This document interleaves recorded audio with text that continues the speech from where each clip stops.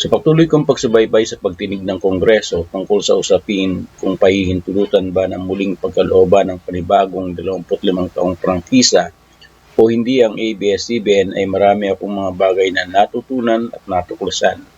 Marahil ang ilan sa inyo ay sasang-ayon sa akin ng ilan sa mga sangay ng ating pamahalaan, lalong-lalo na ang mga sangay ng gobyerno na may regulatory power sa isang higanting korporasyon na tulad ng ABS-CBN, ay may malaking pagkukulang upang patnubayan at gabayan ang nasabing kumpanya ayon sa itinatadhana ng saligang batas at mga patakarang iniiral. Hindi makakaila na sinamantala ng ABS-CBN ang kahinaan ng ilang mga opisyal upang maitago sa mata ng batas ang kanilang pagkukulang tulad ng di tamang pagbabayad ng buwis at paggamit ng prangkisa ng angkara at mga usapin tungkol sa di tamang pagtrato o pasahod sa kanilang mga manggagawa. Ayon kay Ginoong Eric de Guia na lalong tanyag sa tawag na Kidlat Tahimik, nang siya ay bigyan ng Kongreso ng pagkakataong ipahayag ang kanyang saloobin, lalong-lalo na sa usapin tungkol sa bias ng isang TV and radio broadcast sa pagpapalabas o pag-i-ere ng isang programa. Sinabi niya na hindi natin pwedeng baliwalain ang kapangyarihan o kakayahan ng mga programang ating napapanood upang impluwensyahan at hubugin ang ating mga isipan tungkol sa mga bagay na dapat nating paniwalaan. Ito rin ay lubhang mapanganib sa murang isipan ng ating mga kabataan na madaling makagamit ng telebisyon at na kung saan hindi sa lahat ng oras at panahon ay napapatnubayan ng kanilang mga magulang.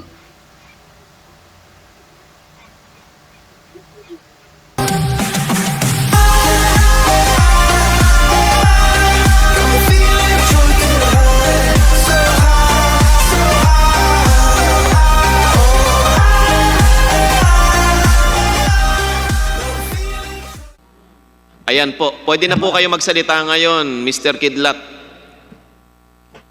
Magandang hapon po sa inyong lahat. Hindi po ako sanay magsalita sa mga forum na ganito. Usually kasama ko mga artists na medyo long-haired at mas informal, but I have to follow the protocols of Congress. So my deep appreciation sa ginagawa niyo dito at pagtitiso niyo para ma-improve ang broadcasting sa future. No? I think just for a little background, para you will understand where I'm coming from.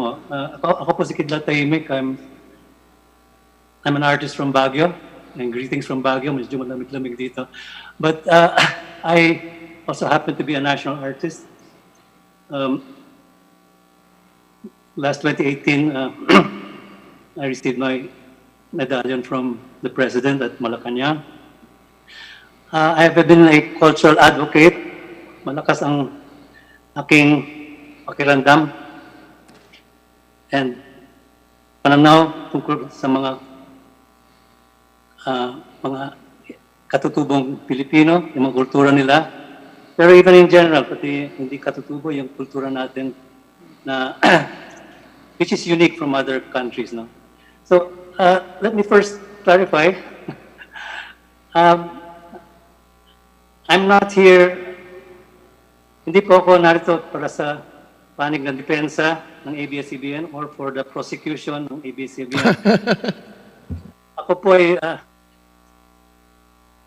somehow about 3 weeks ago, I accidentally bumped into one of your hearings sa TV and I got interested at napansin ko na lahat ng pinag-uusapan ay mga PDRs, mga citizenship, mga dole. And tinanong ko sa sarili ko, bakit kaya walang cultural component na pinag-uusapan?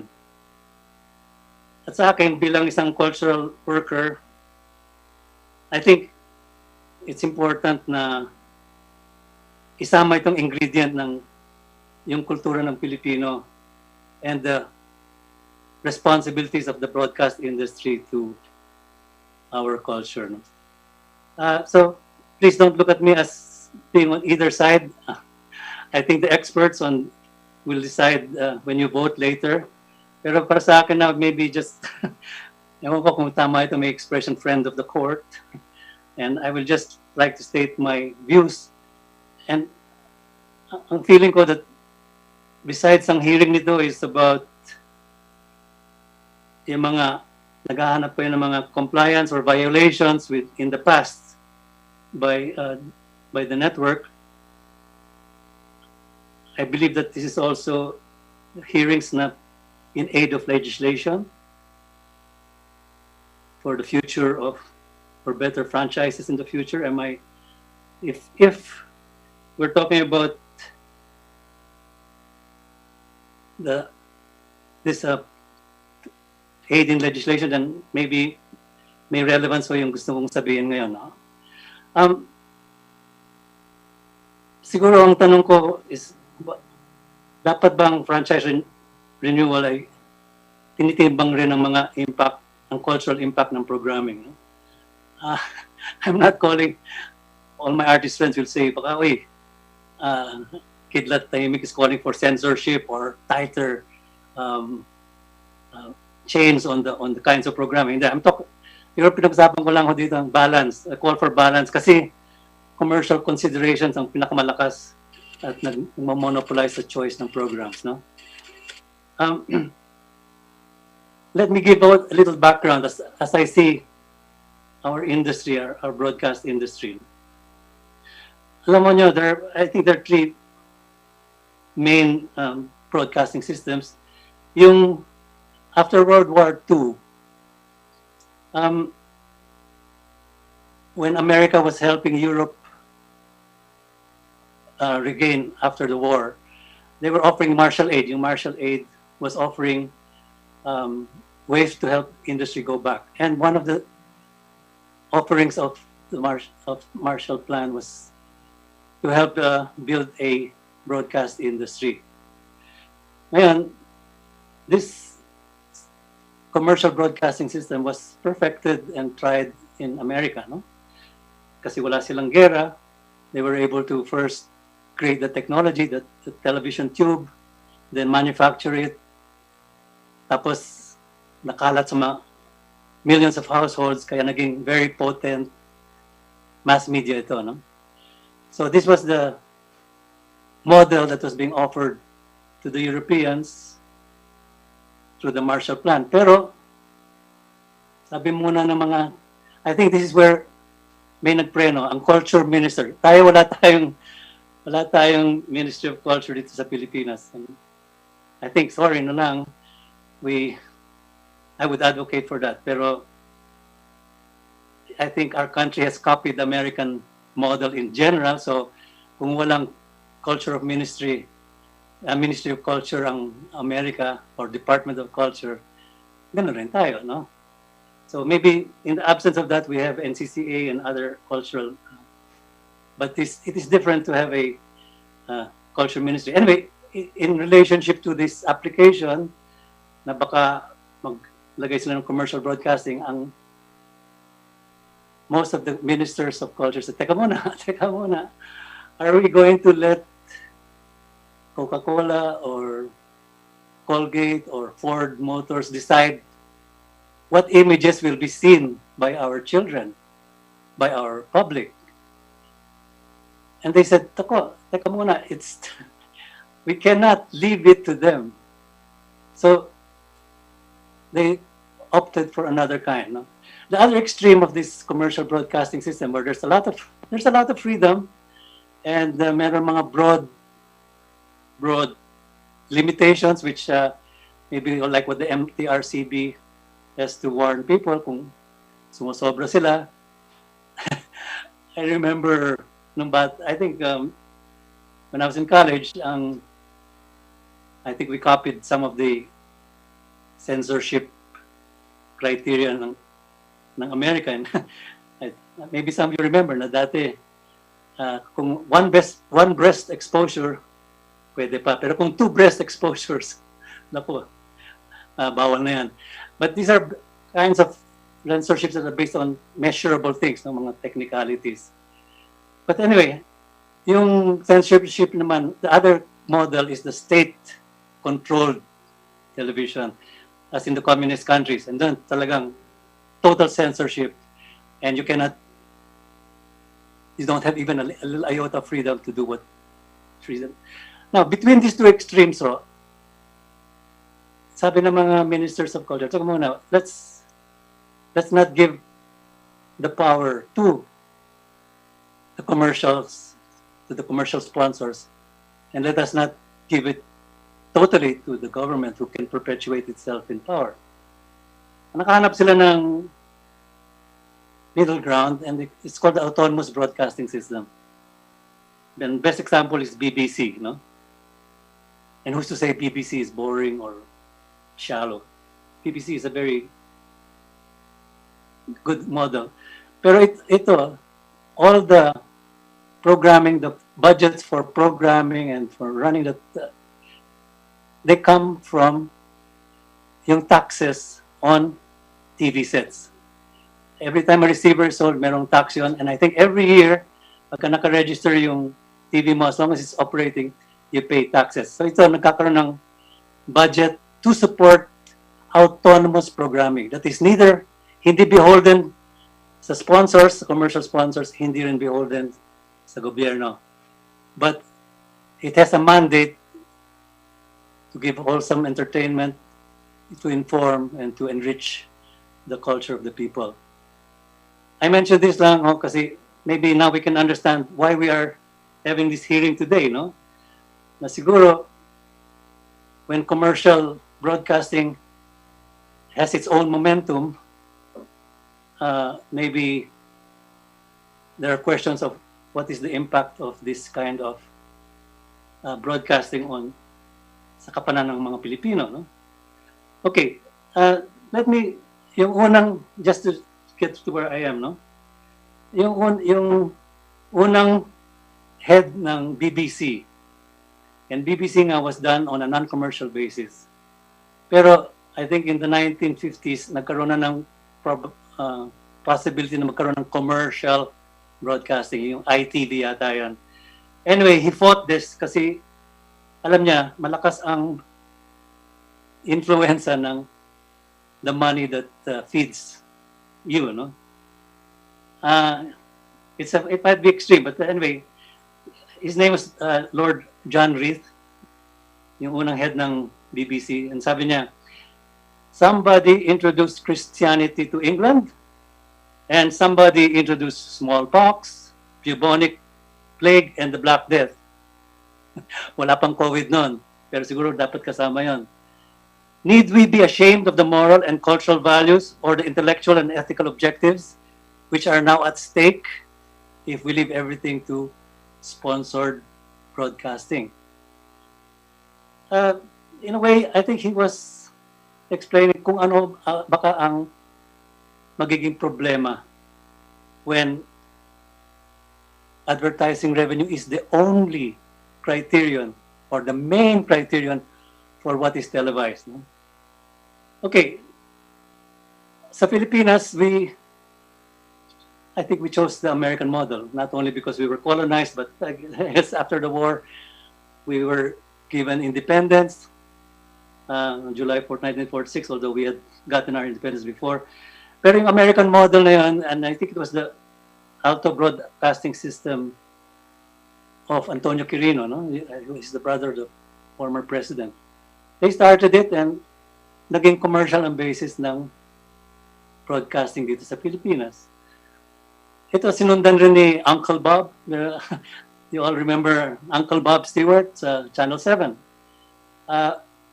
Again, also that firmed up our situation as a commercial broadcasting system. Okay, if I can bring up the question, why is cultural relevance important? I'm not saying that all programs dapat may ballet dito at may concerto dyan at may Tivoli weaving. We're not talking about that. Pero let's face it, ad revenues create a certain direction in the kind of programming that is fed to our people, no? Kanina, I'm glad that kanina pinag-usapan niyo yung bias, no? And I think you're talking about bias in newscasting, and there's also, well, there are other kinds of biases that I might add here, no? Like for example, and I'm glad that yung nagsalita yung KBP kanina because now I know where to complain. I remember ho nung somewhat the late 1990s, there was a TV program, and I think it was Congressman Lucy Torres who was acting there, and then there was a line, no? Yung line. Maybe it was not her fault, but it was fed to her by the scriptwriter. Ang pangit-pangit mo! Siguro tatay mo, iguro! Ha ha ha ha ha. Canned laughter, no? Mga ganon. These are supposed to be funny, but there are biases that are not even covered by the sponsors, no? This or another bias that we can talk about is like about 3 years ago or 4 years ago, I was so happy at last merong television series which was based on tribal people, katutubo, mga alamat nila nakapasok, they had enchanted snakes, and yung Amaya yata, yeah, it's Amaya. And I was congratulating, to myself, the GMA for, wow, most producers are too lazy to do period films na maghanap ka pa ng mga costumes, magre-research pa. Mr. De Guia? Mr. De Guia? Yes. Thank you for the remarks. Meron lang ako gustong tanongin sa inyo. May I interrupt you, sir? Yes. Sir, I noticed that may sinabi ko kayo kanina that if advertising revenue becomes the only criteria for broadcasting, ay magkakaproblema po yung ating lipunan. Did you say that, sir? Magkakaproblema ang ano? Ang ating bansa, pagka advertising revenue na lang po ang naging basis ng decision ng broadcasting. You said this earlier, di ba ho? Did you not yes, say?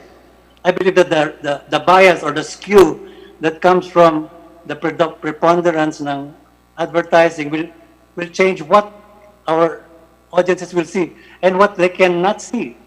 There are many films or programs that cannot be shown because hindi, what's that word, patok sa takilya, or what I call film, patok sa takilya, or patok sa advertisers. So there are many programs that will never see day of light because they do not fit the Nielsen ratings. Nielsen ratings is the way of how they choose the programs. So, ito na lang po, no? Would you have any word to ABS-CBN? Kasi sila po ang dominant player sa industry. They're the most dominant players in the broadcasting industry.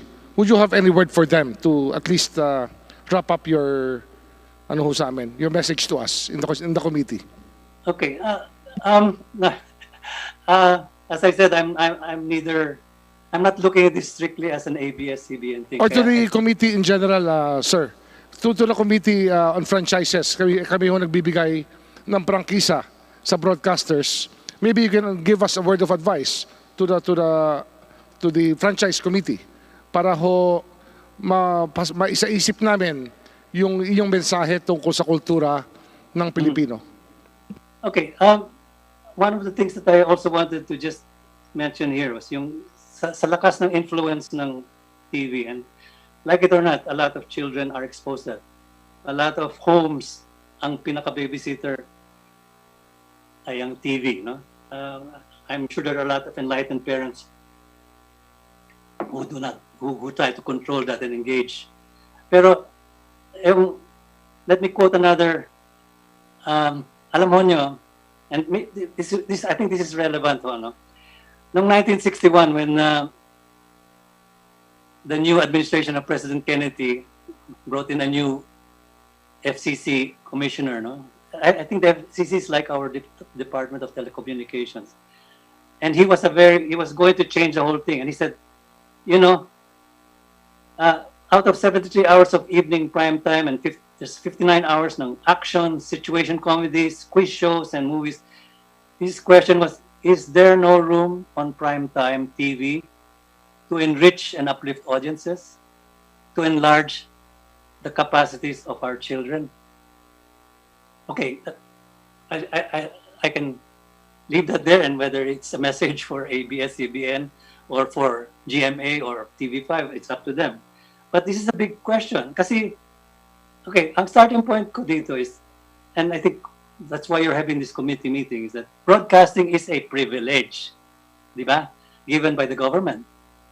I think ang premise dito is because yung air, the atmosphere is public property, and the signals can only reach the viewers by the networks using that. So itong responsibility, if the government is giving them with a franchise, they are parang naging trustees sila to a common good, no? And this is a concept of the network that maybe sometimes is forgotten, na meron kayong meron kayong malalim na responsibilidad which has to be followed. And in these hearings, okay, yeah, so yung question was, and I think this is what that's FCC head, Mr. Minok, said. He was talking to a broadcasters convention in Washington, D.C. At sabi niya, and this is an important point, the public is your beneficiary. If you want to stay as trustees of this responsibility, if you want to stay as trustees, you must deliver a decent return to your public, not only to your shareholders. And I think sometimes the competition between networks, nagiging obsessive sila sa Nielsen ratings nila, and because of this, mas nagiging importante yung patok that the show is going to keep grabbing the audience, and therefore the ratings will convince the advertisers to keep putting in the same company. So ang trend, the actual bias that we're talking about now is the bias is only for trending, di ba? I only found out the meaning of that word trending last week. Yung trending, I don't know. Pero dahil trending, dahil uso, yun ang magiging patok na magiging programa. And there will be many subjects that are neglected, that will not even have a chance to say. So, will it be any surprise if the preponderance ng mga lumalabas sa, whether it's in the movie houses or on television, is yung mga superheroes, di ba? I mean, somehow, yung kabataan natin are all interested in Spider-Man and Wonder Woman and Superman, pero wala na silang nalalaman tungkol sa kadakilaan ni Andres Bonifacio or yung katalinohan ni Emilio Jacinto. This is a bias that pushes them out. Maybe our advertisers are patriotic and nobody really thinks, I don't want to hear Bonifacio. No, maybe they just, teka muna, the cost revenue per peso I invest by showing instead the X-Men or any major hero will be better than if I show Marilu Diaz-Abaya's Rizal film. This is the kind of biases that I think are unseen, but if a real content analysis done of our shows will show. No? Okay, I want to come to a closing, and maybe I will try to. Napansin ko sa last 10 sessions niyo, you've been looking for violations, but if I look at my cultural criteria, and I want to bring it up, well, sabi ng KBP kanina, they can take complaints, but for example, if I would complain that Amaya was such a great adventure and to take a risk, no? But if I say, teka muna, but why is Amaya, who is the princess of that village or of that people, bakit siya yung, I don't know what's her name, Marian something, but she's the queen of skin whitening lotions, no? What is the subliminal message of that to all our kayumanggi Filipinas when they see that, wow, kailangan palagi yung pinakabida is somebody who is like them. Now, these are the kinds of things that maybe, and can I come to somewhere where if I am talking to the committee in terms of future legislation, no? In aid of legislation, I think be aware of this strength of this bias, no? And how can we balance it? Can we have another agency that will try to say, teka muna, sobrang dito on this time, or you have to bring in a cultural balance, whatever. Or another possibility is that maybe whatever you vote today, I know that the honorable congressmen and women are wanting to come to conclusion to this, no? But whatever you vote, I think I would like to throw a seed to be planted. Na, I think we cannot go on like this forever. Di ba? COVID, everybody says after the post-COVID, we cannot go back to normal. We cannot go back to what it was before.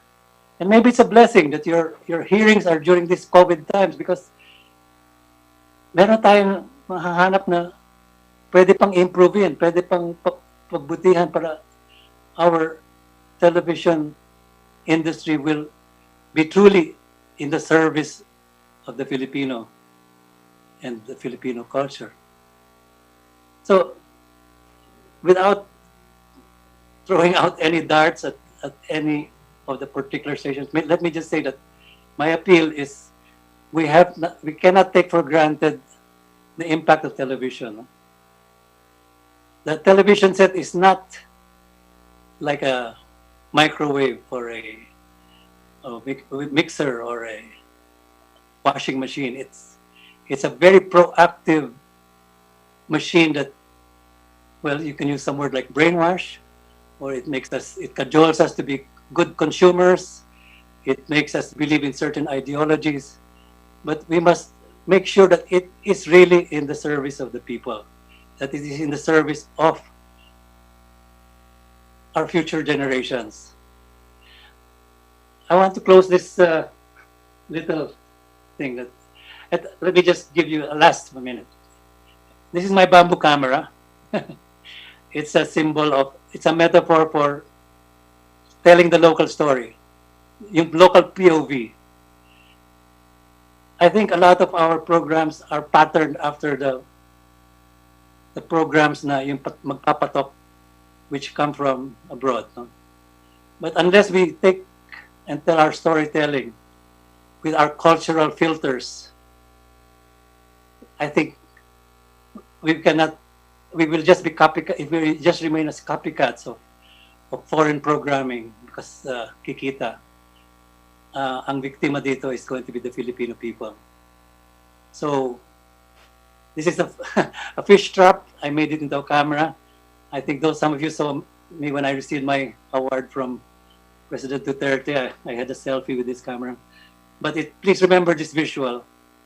It's a symbol of letting our networks serve the Filipino people in a much deeper way.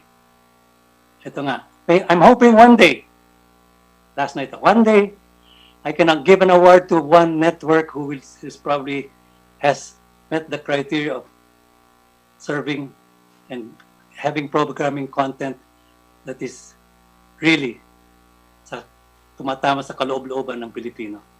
So, maraming salamat po. Smile, you're in bamboo camera. Smile. Oh, salamat po. Thank you, Mr. Eric De Guia, Kidlat Tahimik. Mr. Chairman, maraming salamat po sa oras na binigay ng committee para isang refreshing na point of view dito po sa ating pandinig. Kasi pang-11 na yata ito eh. Mabuti namang meron tayong cultural angle sa ating pinag-uusapan sa buong franchise hearing process. Maraming salamat po.